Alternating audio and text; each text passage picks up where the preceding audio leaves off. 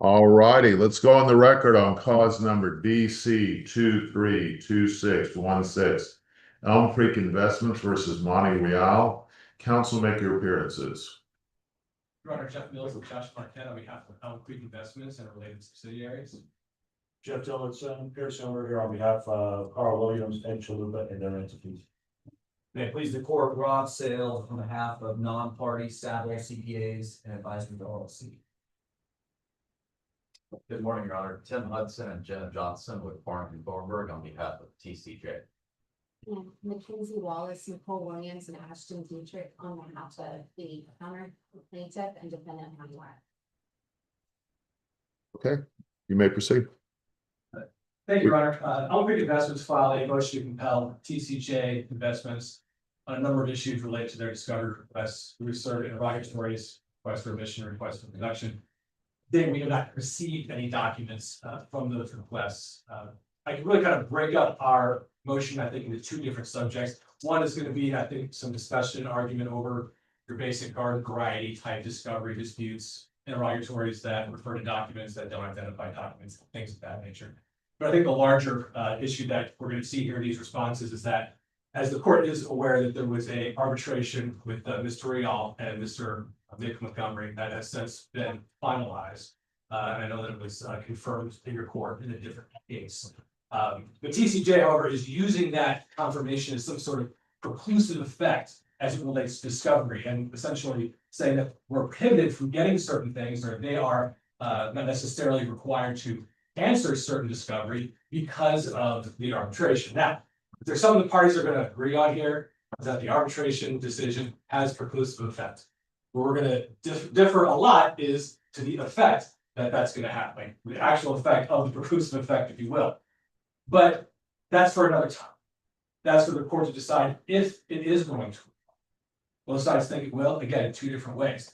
But the issue here today is you can't sidestep discovery based on what you might believe is going to be preclusive effect. We still are entitled to any of that and all of that discovery, regardless of what may have been decided in a different case. And so that I think you're going to see that a lot. I do have a checklist order. That'd be great. I can go into more detail about this as we go along, but I don't have much more to say other than to go through these one by one. Okay, If I may have.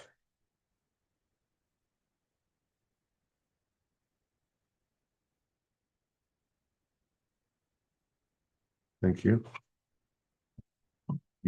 Have you guys gone through each of these and discussed them with the opposing counsel? I know that there was a conference on these matters and we're able to resolve. I don't know. Any of them? No, Your Honor. Is that correct? Your Honor, we did confer with counsel about these. We didn't do a one by one necessarily going through each and every request. It was more the overarching categories of and sort of the basis of their objection. And we did resolve, I think, a number of them, one being the verification, two being that we agreed that we would identify documents that Mr. Mills mentioned responsive to certain interrogatories and identify the base numbers of those. We have not done that yet, but that is something that we agreed to do. But not a single one of these requests did you guys have an agreement on? Not that for no, Your Honor. What's here in this order, correct? Okay, let me just go through them, and if I need argument, I'll let you know. So interrogatory number 3 is the first one. Let me look at it.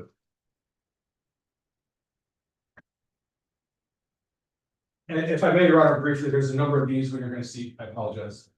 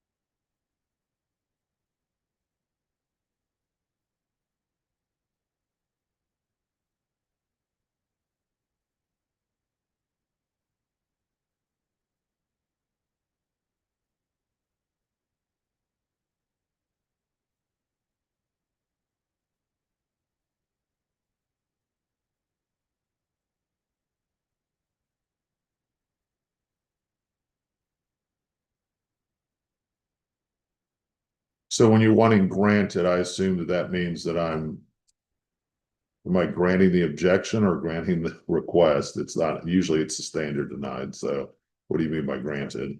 I wouldn't mean sustained, Your Honor. I'm sorry, I take that back. It would be, You granted your compel, you're granting the compel, is that what you're essentially saying? correct. So when I say granted here, that means I'm granting the compel. When I say deny, I'm denying the compel. And so, because it's objections and I'm ruling on, right? So Yes, Your Honor, that they're is granting the correct. motion to overrule the objection. So I'm going to overrule any of the objections to number 3. The grant.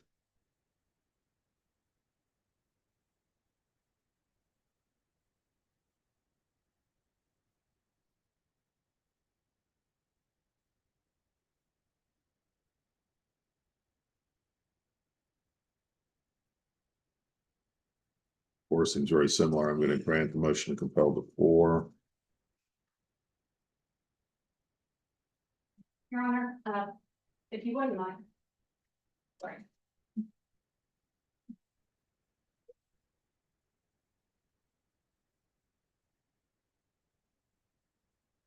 Grant the motion to compel on 5. Grant any objection to grant the motion to compel on 6.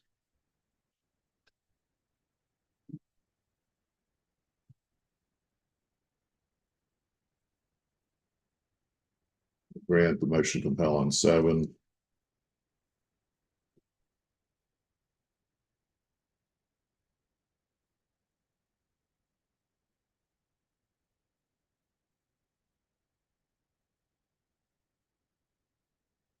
All right, 10 and 12, I guess. Let's go talk about 10. It says identify TCJ's total amount of cash in any of its bank accounts prior to the execution of the original ECI agreement. Are you talking about at any point or immediately prior? What is that? What are you trying to get at here? I think we would be looking at, the 2 years prior. So not any point, but 2 years prior. What are your thoughts about 2 years prior? Your Honor, I believe that, How long was TCJ in its existence before the original ECI agreement? No, I think they formed in 2008, Okay, so almost 10 years.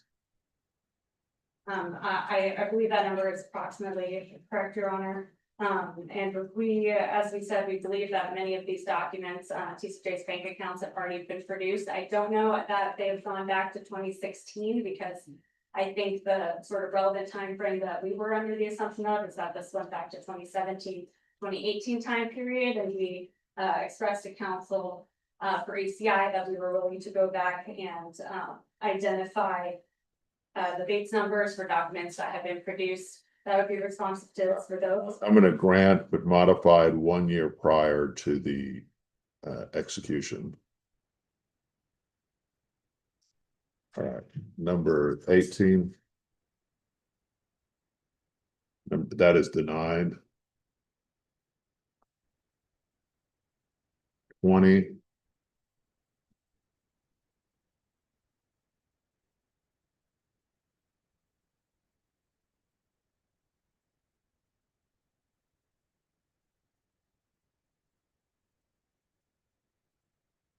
Okay, but tell me what are the BVA valuations? What does that mean? Your Honor, if you're aware that ECI purchased TCJ's interests based on a valuation that was done, and that was done by BVA. BVA did the valuations, and that TCJ is disputing that those valuations are. Okay, that one's granted. Ms. Bowen, did you need something? Do you have the order? Can you ask Rhonda to print that out so I can do that? Thank you. Just give me a second. Don't leave until I sign it. All right. May I respond to this one just briefly, because I think there is some context that was required with respect to, well, both the fact that you've referred to a different interrogatory here, but also What number are you on? I'm still on interrogatory number 20, Your Honor. Okay, So as the court is aware, this case has become procedurally improper. in part because of the parallel litigation or arbitration rather, that has been going on for several years. And that arbitration was between, TCJ's two managers, Mr. Ryle and Mr. Montgomery, and until very recently, Mr. Montgomery was also a manager of TCJ, and they were in active litigation with each other. So TCJ, in responding to discovery, had a very unique predicament, because as you can imagine, those managers who were suing each other had very diverging views as to TCJ's positions and as to how TCJ would respond to discovery in this case. So as counsel for TCJ, Mr. Hudson and I, we always felt that the arbitration award was going to necessarily inform TCJ's positions in discovery, because it was resolving issues as between TCJ's two managers. And therefore, that implicates TCJ, and as Your Honor knows, it's now a final judgment that has been entered, and we feel is binding upon TCJ. So when TCJ is responding with citations to the arbitration award, it's not to be cute or to be evasive, but rather because TCJ feels it needs to be consistent with the award. And with respect to this interrogatory in particular, we also refer to interrogatory number 6. You have 3 copies of those for the original one. The 27. Go ahead. We also refer to interrogatory number 6, which has a lengthier description of TCJ's disputes with the BVA valuations, not the valuation numbers specifically. I think that is something that's likely going to require expert testimony.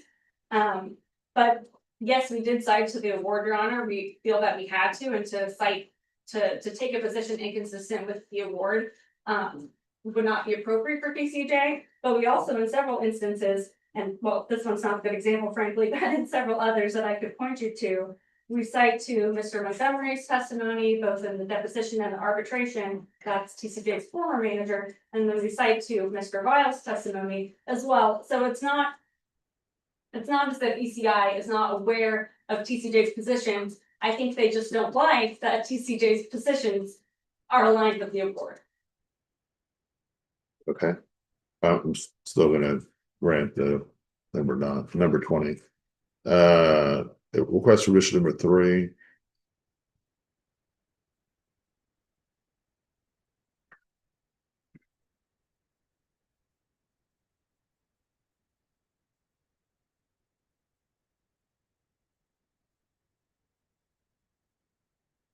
Aren't there just 2 TCJ managers, or am I misunderstanding? Currently, no. At the time, there was 2. Right now, there's just 1. I think that's right, correct? That's correct. All right, I think that's a somewhat recent development. Yes, Your Honor. all right, I'll go ahead and grant request revision number 3.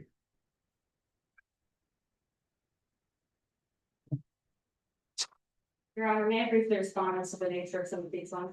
Let me read them. Sure. Number 4 is granted.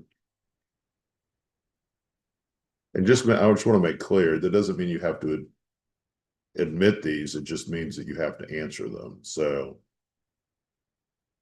Your Honor, I believe that we have still answered them. I think that. You have extensive objections, and then you say subject to the objections, so. Okay, may I ask a clarifying question about your ruling then with respect to this? Is it just that we need to withdraw our objection? Yes, so we can leave exactly. our response? If they're not an objection, let's see, like for this one, he said TCJ denies in the majority.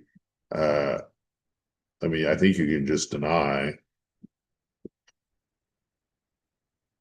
think you've gone into a lot more detail than you need to, but I mean, you have to admit or deny to the extent you can admit or deny, but the objections are all over. Okay, I think we just settled with a situation where we couldn't fully admit or deny the request, and I recognize that the rule for request for admission requires us to respond fairly to the substance of request, and we have tried to do that consistent with the award. And I know the rule also requires that we can qualify, an admission or I'm deny. not preventing any of you from doing any of that, just the objections are overruled. So Thank you. Your Honor, if I may, just real briefly, the very last, if I may. just a second. So 3, 4, 5, and 7, all of those are granted. The objections are overruled. Did you want to say something? Yes, sir. Thank you very much. And if I may just, and I understand the court's ruling, I think what I'd be concerned with is a response that would also include this last sentence, which says TCJ incorporates by reference the findings in the final arbitration award. Including that, I think that would really kind of, really, I think almost really take the effect out of the admission to say I better deny and say, oh, by the way, I'm gonna incorporate this 50-page document. Yeah, I don't know that you can do that. This isn't an interrogatory. All right, let me. Request number 11, is granted. Number 12 is denied.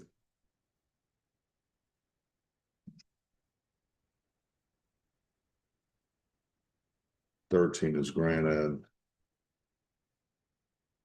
14 is denied. 15 denied. 16 is denied. 17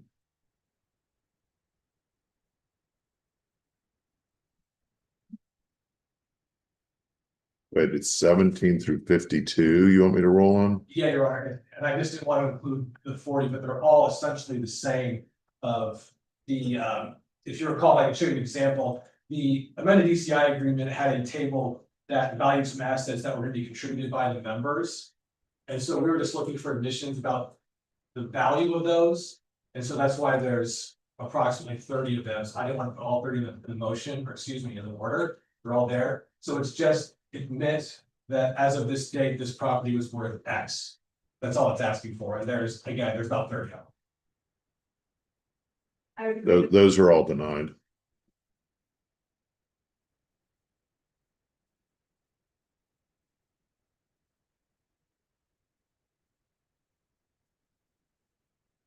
(53) 59 are denied.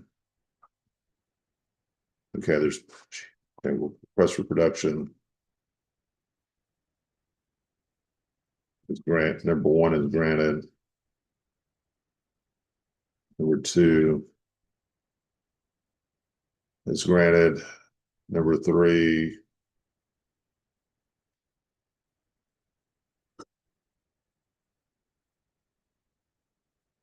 is too broad. That's denied. 4, I really am surprised you could work any of these out.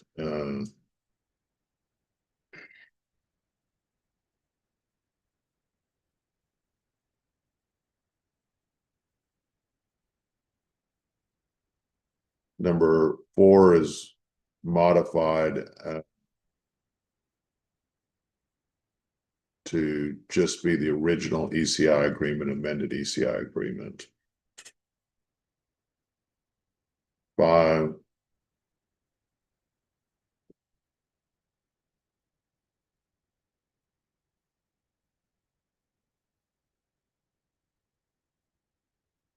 they're just too broad. To 9 6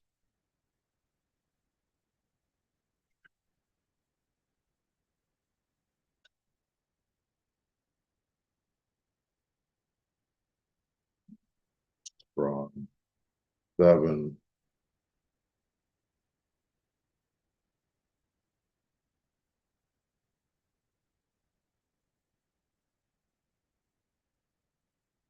is granted.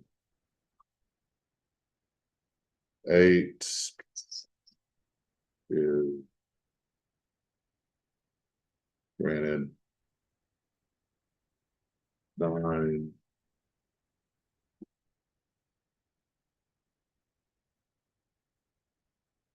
Granted. 10 is granted. 11.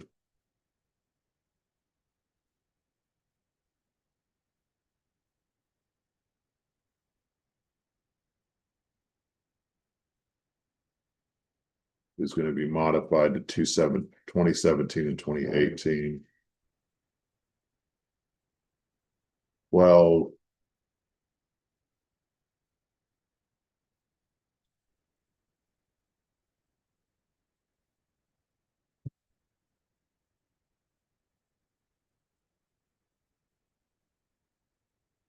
It's denied 13.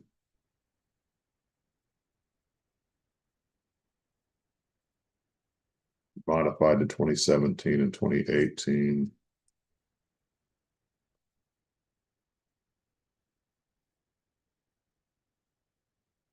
Fourteen.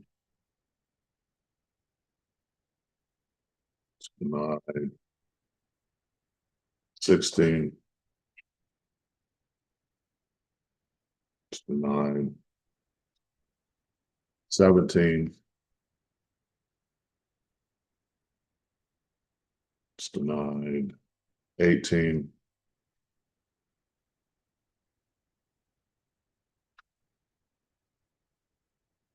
Sure, if I understand it. Documents evidencing TCJ's use of the properties provided it to it. Okay, that's just broad denied. And 19.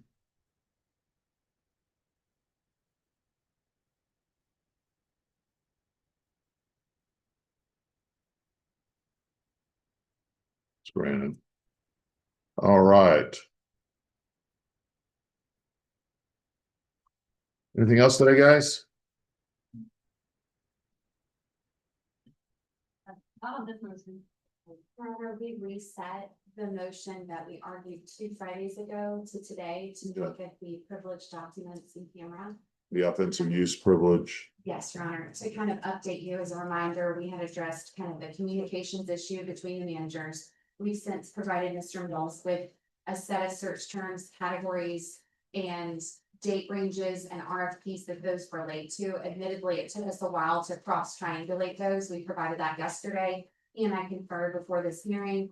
As I understand it, we're very close on that. I'm happy to provide a copy of the proposed order, including that exhibit that was sent to him. Okay. So is there an agreement on this or where are we right now? No, Your Honor, just, they did provide the search terms yesterday. I haven't had an opportunity to run those to my discovery vendor, because at that point I'll know how many documents we're talking about. Are these search terms reasonable in time? I just can't answer this question right now.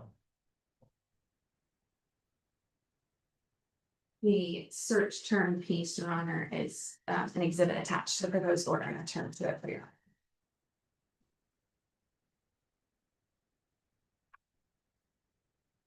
This order is what, 20 pages long, over Well, 20? it's exhibits, because of the in-camera inspection of the privilege, the order itself is 2 pages and it has exhibits attached to it. We might not get to all of those privileged documents. That first exhibit A is the privilege. Let me ask this first. So. Okay, so I guess I'm a little confused. So what are we doing today? Asked us to confer regarding the communications piece, so we awaited signing an order as to that. So we'd like to get an order signed today about the production of those communications. Okay, Separately, you already ordered production of documents post 2024 that relate to those search terms. We'd like to get an order signed as to that. That's last 2 Fridays ago. We deferred the privilege piece to this Friday, so that's currently what still needs. did I sign those orders or not? Did you sign those orders? Not yet. So is this the order I'm supposed to sign? Yes, sure. Do you agree to the form of this order? No, I do not, Your Honor. I mean, I agree to the form of the order with respect to the privilege laws. I know that's just a checklist. But to the other stuff with related to things. Maybe I thought Ms. Wallace said I've already ruled on these issues. No, I don't believe so, Your Honor, because there was issues with search terms and categories and things like that, and you ordered us to confer on these things, see if we can make some progress. And again, I didn't get this stuff until yesterday. did he not get it till yesterday? Yes, Your Honor, I just said that. It's a 2-page search term list It's not extensive, it's very narrow with the categories and the dates. I mean,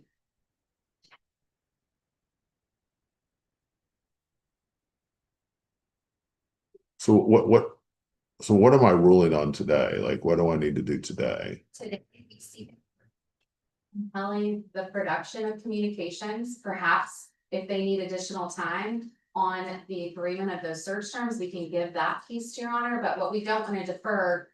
I mean, TCJ has just been ordered to produce documents by the 16th. We brought this motion 2 weeks ago. They said these documents, when we conferred in early May, would be produced by now. They still have not been produced. So I seek an order from your honor compelling the production and at least setting a timeline for when that will occur. Because if I just leave this search terms unanswered, history has shown that we will not get the documents in time to obtain the documents for the upcoming depositions.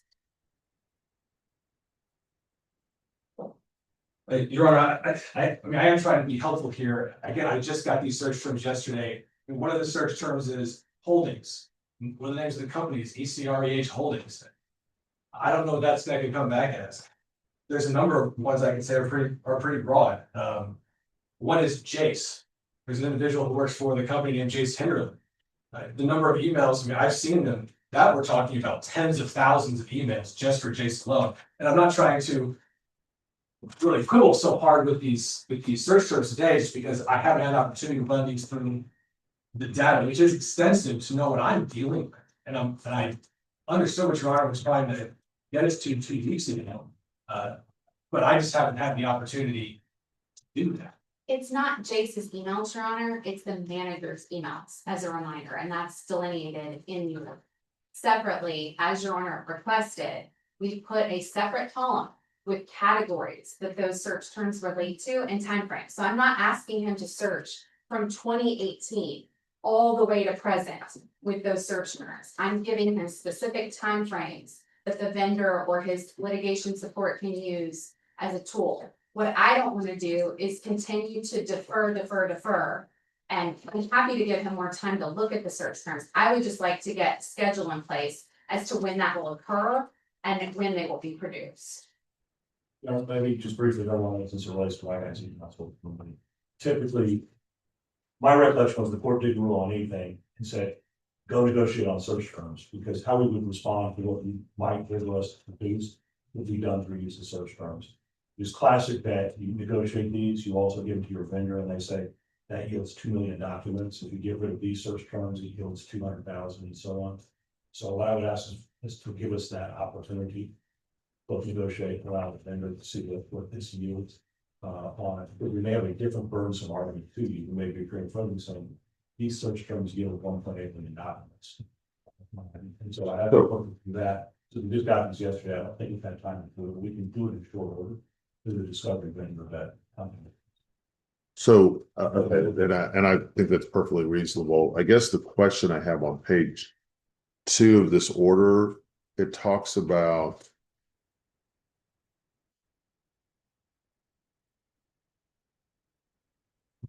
So my recollection is that I did, but so it says, it is further ordered that ECI Williams, Chalupa, Code Zero, and Chicane produce all relevant communications by email, text, third-party messaging application between Williams and Chalupa and or Montgomery, and B, Chalupa and Williams and or Montgomery relating to RFP numbers 826, blah, blah, blah, blah, blah.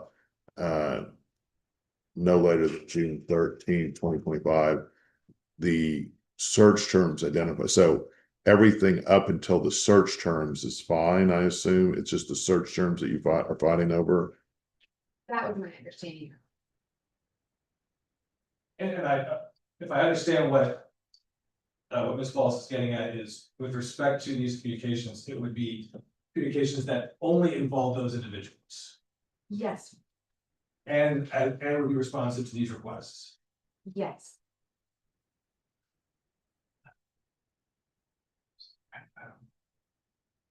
I think we're gonna need more time on when they would be produced. We don't have agreement on search terms, so we can't pull documents to review to produce. And we just got this yesterday, so we're gonna need maybe X days for you to take before you're on search terms or some intake. We're gonna need some time to figure out, this yields a bunch of stuff. We have to go back to the drawing board. Typically, what they tell you is, this is a problematic term, this is a problematic term. Sometimes the vendor will give you advice on how to limit that. What if we said, that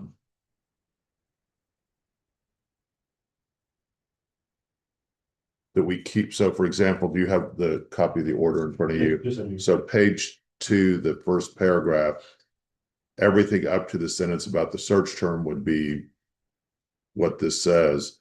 And then it would say the search terms identified as in Exhibit B shall be utilized to gather such communications unless the respondent objects by next Wednesday, and if they object by next Wednesday, then we have a hearing next Friday to discuss it or something like that. That's fine. It just gives us enough time. That's great. Thank you. All right, Rhonda, you there?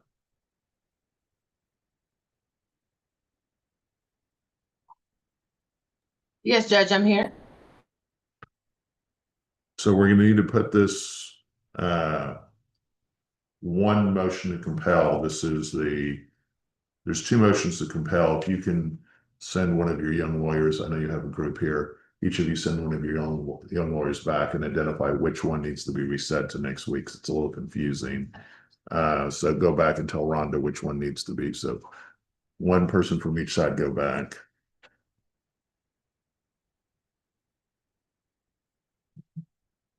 This work that's going in. Your Honor, just to clarify, are you referring to the motion to compel of reverie that we filed and set for today as well? I'm talking about this, what we're talking about right now. Okay, this one. This needs to be reset to next Friday, potentially at 9 o'clock. Your Honor, I myself, will be out of town on something that I can't move, but I certainly have a place with counsel here. Okay.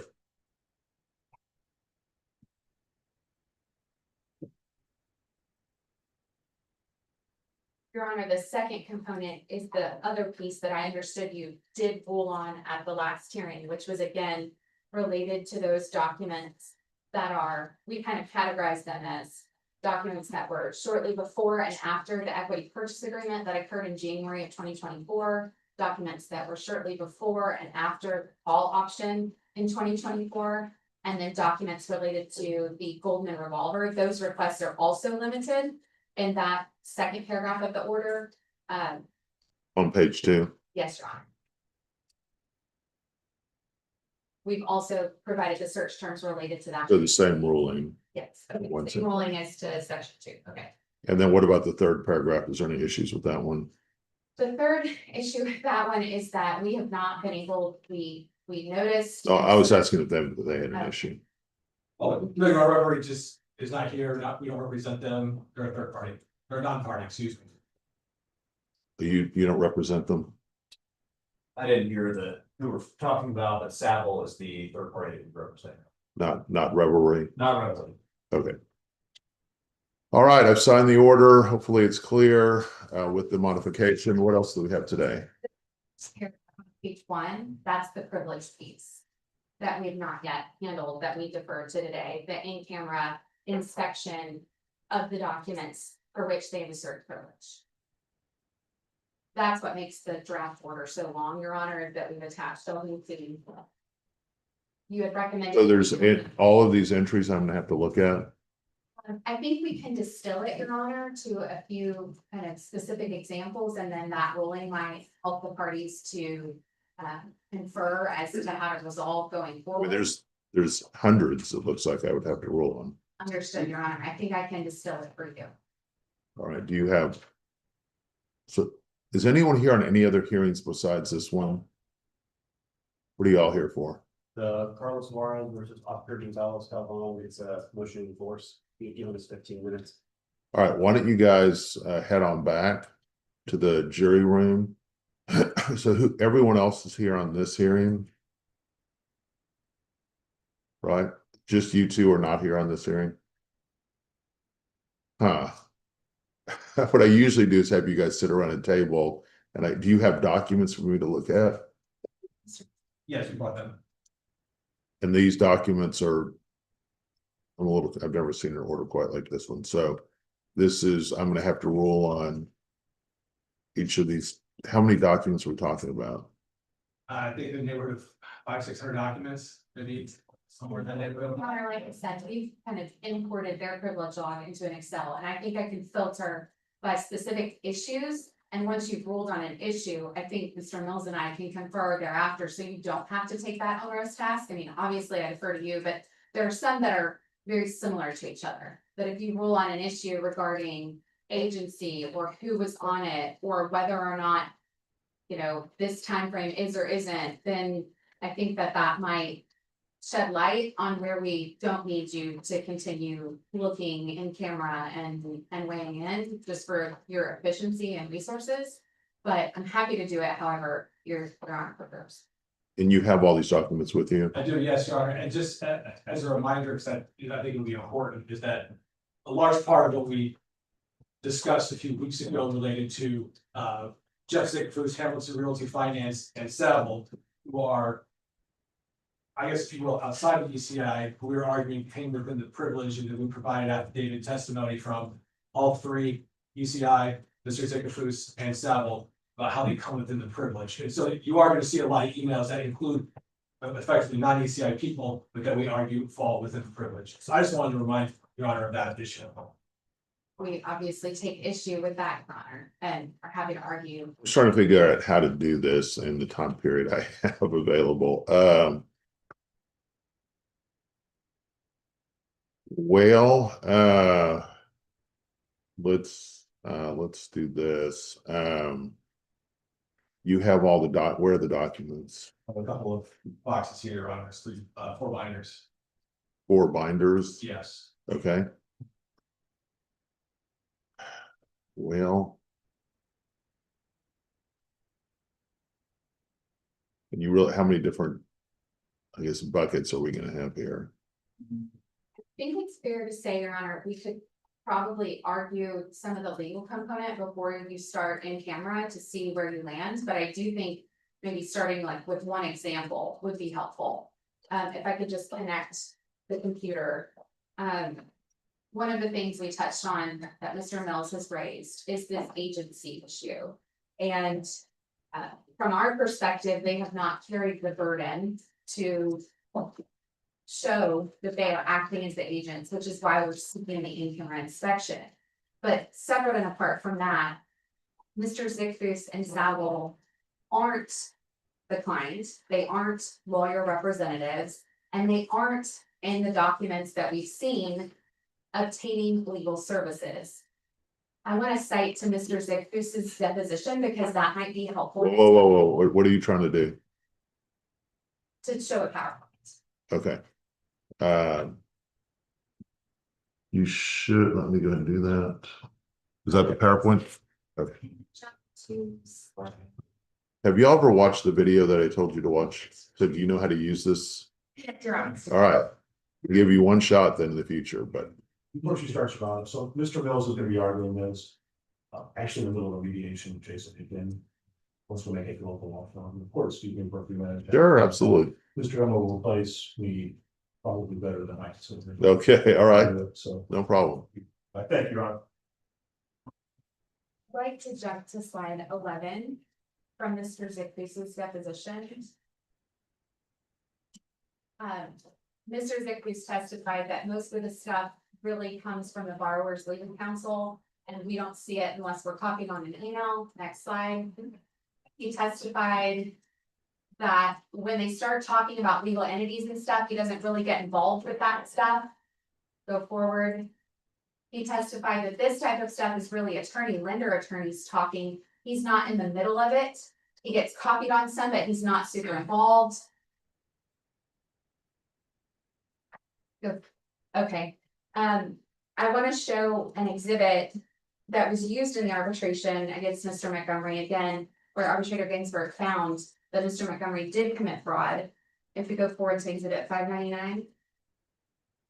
In this exhibit, what we have, Your Honor, is Mr. Ryle is included on a loan document from the lender UBS. And we see that his signature is required. This loan document is super relevant because it is what became the Goldman personal revolver. And we see in this highlighted portion that the outside counsel of the lender emails Mr. Wills at Wick Phillips the attached document. And then that document in the redacted email is forwarded from Mr. Zickfus to Mr. Montgomery. This is not logged.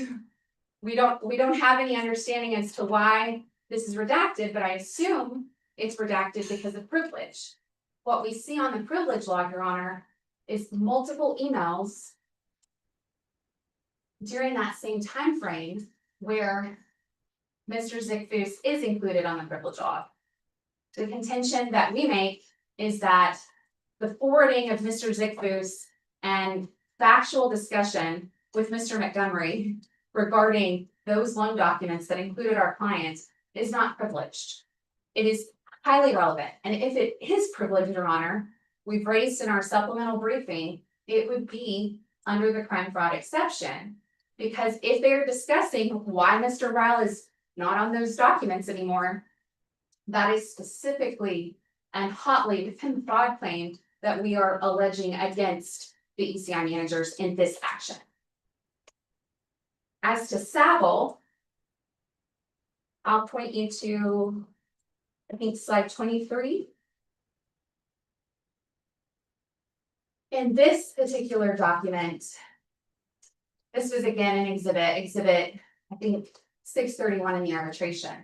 Mr. Montgomery forwards to Saville an email and says, my only question or concern is on page 54 of the PDF. It refers to due from Equa Holdings. He's referring to the Equa Holdings receivable. And thereafter, in exhibit 74, he says, should we remove this? Miss Burley at Saville Dodgen removes those pages from the tax return. She omits the relevant information and conceals the existence of Equa Holdings. And then Mr. Montgomery forwards those omitted returns, those drilled down returns to Mr. Ryle in March of 22, which is exactly an element or component of the fraud that we are alleging. There are emails on the privilege log around this time frame, Your Honor, and it raises the question, is Miss Burley right here rendering legal advice? She is not. She is acting with Mr. Montgomery to commit fraud on our client. And so we see first kind of the agency question and whether or not your in-camera inspection is going to find that these 500 documents are them acting as agents. And then second, we see the crime fraud exception, even if you were to find that. The last thing I'll point your honor to is the kind of the argument that we made previously, which is regarding kind of who the client is. And as I understand, I think you were leaning toward finding that ECI's privilege is ECI's privilege.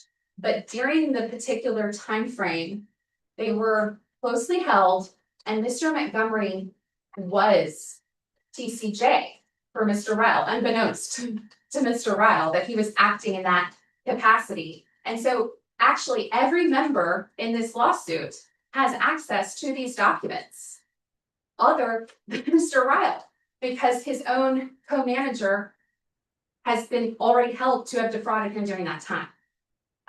So again, I think we can, depending on what your ruling is or your order is related to those issues, potentially reduce the amount we need to review.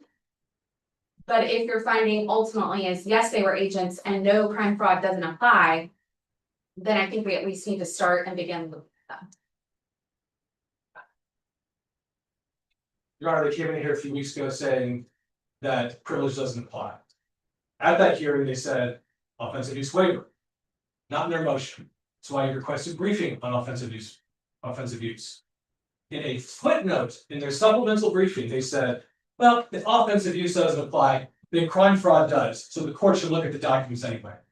This is the first where you're hearing about any sort of substantive Yeah, I argument. thought this was all gonna be about offensive use privilege, Your Honor, we briefed that and we're happy to address that as well.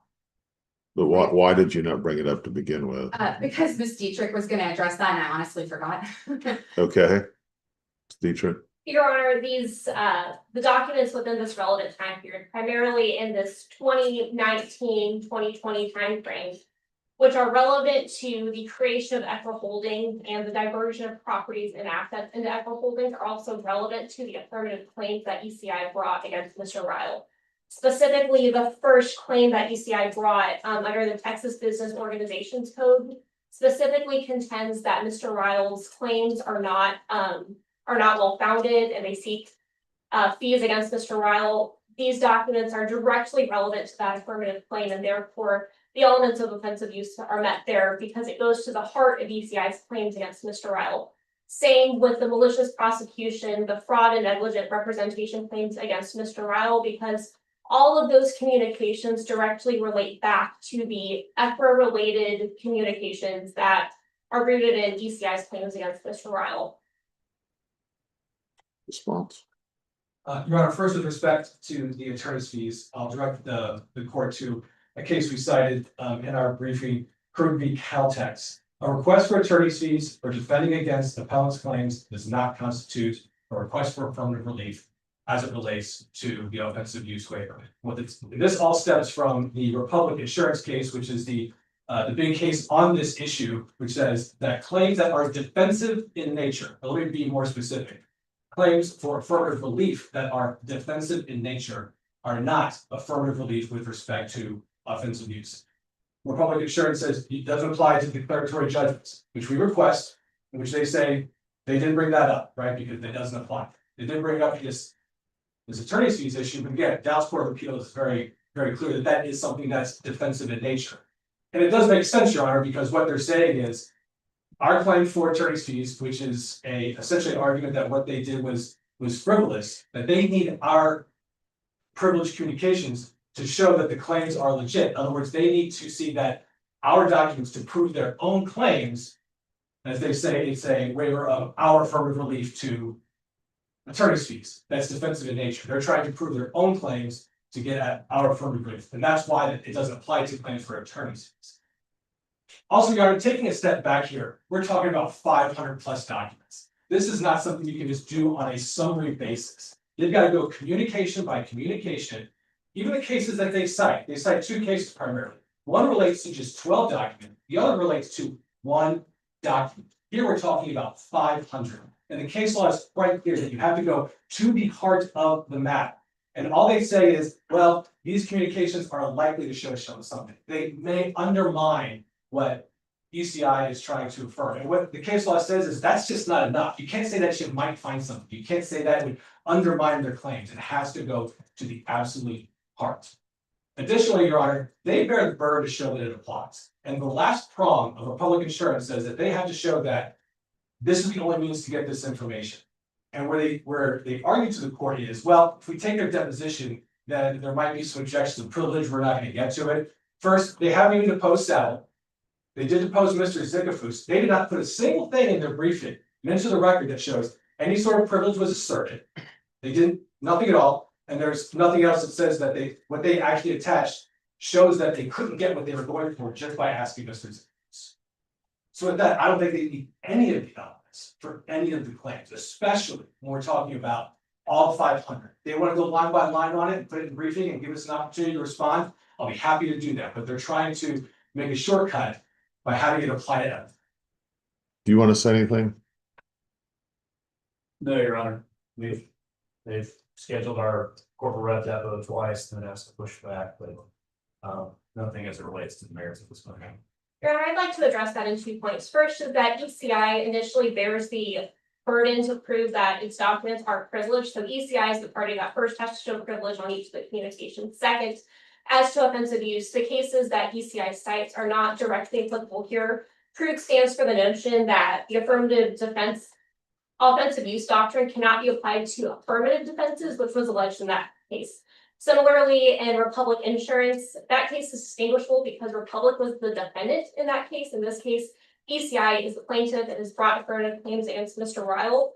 That's, in that case, Republic also sought a declaratory judgment, which is not at issue here. This case is more akin to in re bonding, which stated that the first element of offensive use was met because the party sought affirmative relief as here in the form of statutory penalties, monetary damages, and attorney fees. So then additionally, Your Honor, we did not receive the Zickafoos privilege log until after Mr. Zickafoos was deposed. Therefore, we could not question Mr. Zickafoos directly on the logs within that log because we received it after he was deposed. Okay, I really don't want to go through all these documents, but what I'm trying to do is figure out a time. I tend to think that I'm going to need to get, I don't think I have time today to do this. I don't think you guys have done this. Have you given me a binder with all the briefing on the offensive use privilege and all of this stuff? I think we've not given you a binder of all the briefing, although we have brought in large copies of the privilege log entries themselves, which I can bring to you and you can pull them up to you for as long as you need. Not right now. Hi, Your Honor, I have copies of the supplemental briefing for both parties. Hold on 1 second.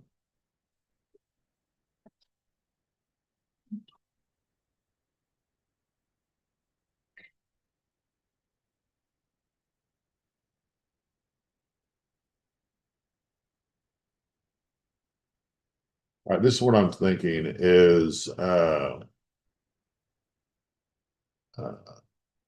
let's go ahead and reset this to Thursday. This coming Thursday, if that works for everybody. We don't need, I don't know who all these people are that are here for this hearing. Maybe they're for different issues. I just need the people, just need the attorneys that are here for this issue next time. I don't need, we're not going to talk about anything else other than this privilege law.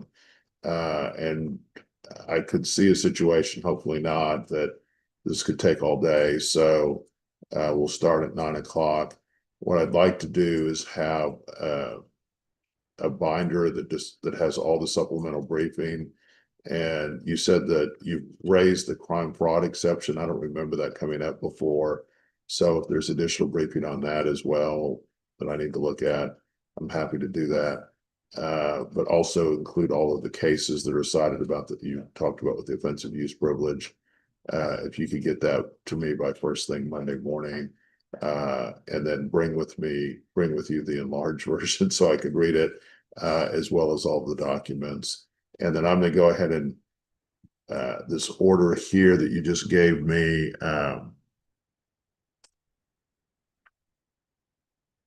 I'm going to take out this thing about Exhibit A, page 1, and we'll have a separate order on the privilege law. So does that make sense to everyone? Thursday at 9 o'clock in person. Only people who need to be here are the folks involving the privilege law. And get me that binder with all of that information by Monday morning. That makes sense. These are both orders that need. All right, guys, we will see you.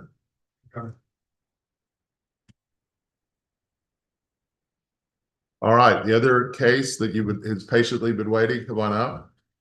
Your Honor, am I allowed to me stand? Sure. Is your opposing counsel here? Yeah. Okay. You want us to the bench or?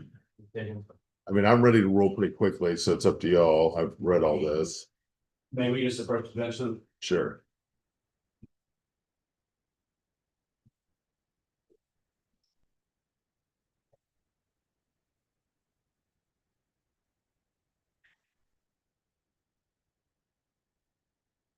I'm trying to keep this brief for you. Yeah, so it doesn't seem like you guys have an agreement. That's correct, Your Honor. So if you look at the docket, we actually filed a Rule 11 agreement because you told us, don't tell me you have an agreement and then come back here and say, actually, we didn't have an agreement. Let me see the Rule 11. And I'm handing this to you for an in-camera review. The actual Rule 11 agreement in the back is confidential, but I want you to see how extensive the agreement was. And so I brought you a copy for you as well. And so we have a very extensive agreement. Sorry. Is this Yeah, it's the second and third page. Oh, I'm sorry. I think you said it. You had a separate thing. Okay. So after you made it clear to me and Daniel White, don't come back here and say you don't have an agreement. We drafted, filed the first page of this in your court, but the second and third page, obviously confidential.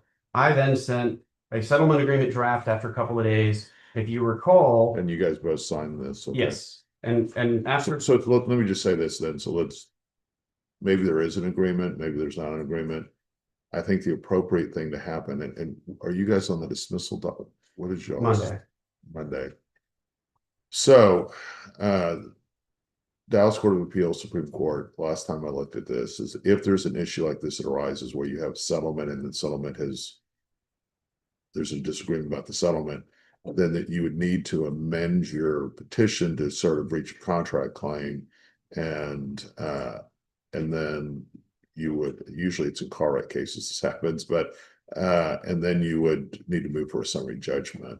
I don't think this process that you guys are asking to do is appropriate, just the motion to enforce. It's not, it should be through summary judgment if there is an agreement.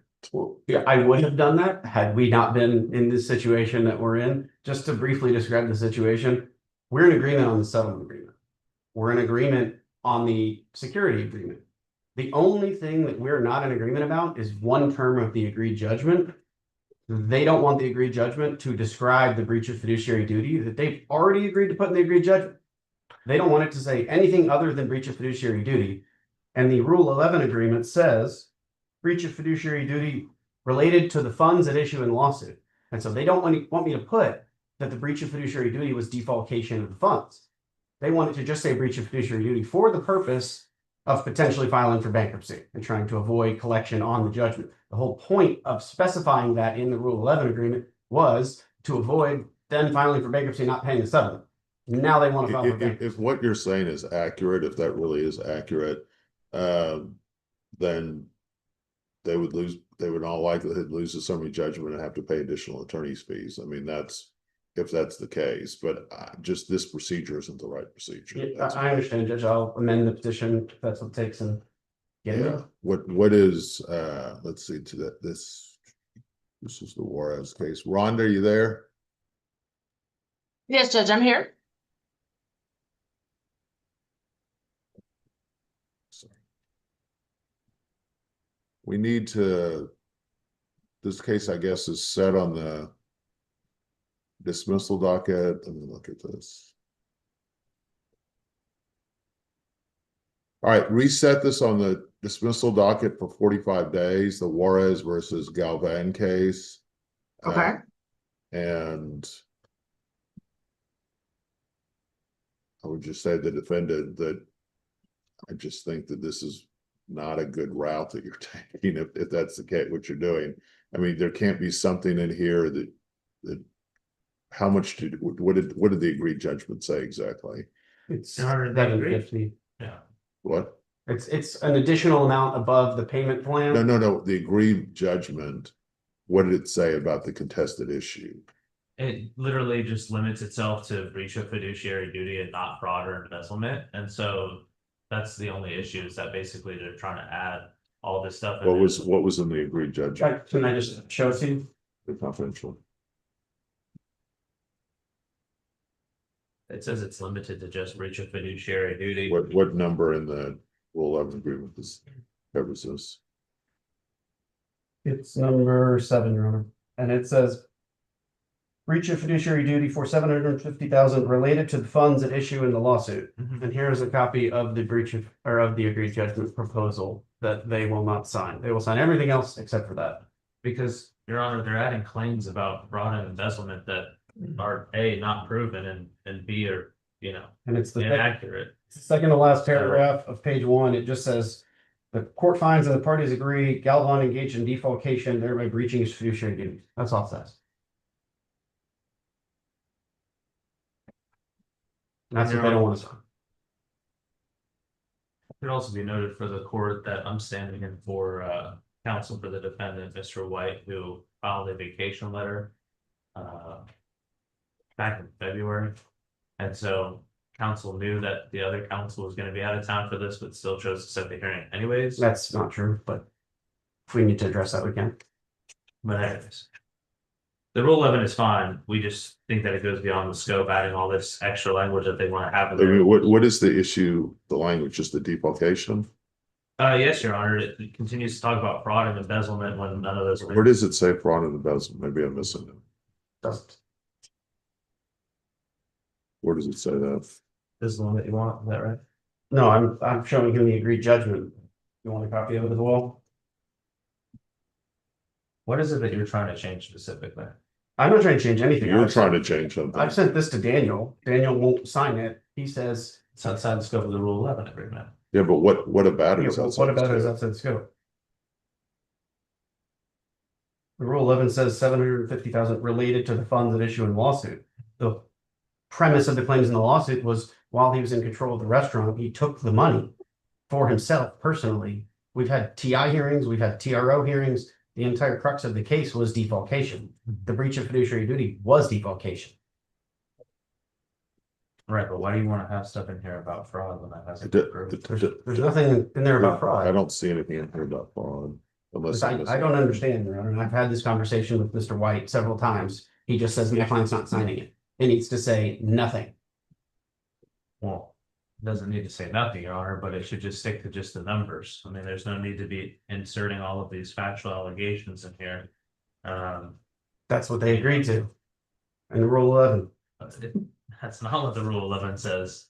What if we did this, if you can agree to it, says the court finds that Galvan breached his fiduciary duties to Oak Cliff Management and take out the stuff about defalcation. Well, Yeah, here's that's my, fine. my concern with that is when they eventually file for bankruptcy, many of the types of breach of fiduciary duty claims are discharged in bankruptcy or dischargeable.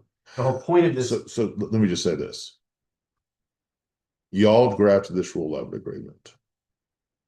It needs the match, the agreed judgment meets Chad's rule. If you wanted something about defalcation, you should have put it in here. okay, so if I put related to the funds in the case, It says finds and agrees that Galvan breaches fiduciary duties to Oak Cliff Management, related to the funds at issue. right, so if I put that, that's fine. I Is that mean, fine with you?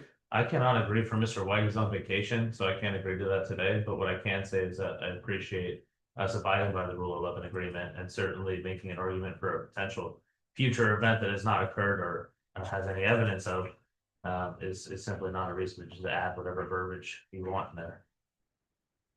I'm at Certainly, loss. Mr. White will certainly be back from vacation, I believe, in the next week or so. I'm sure he would be, he's 100% ready to agree with whatever the Rule 11 says. So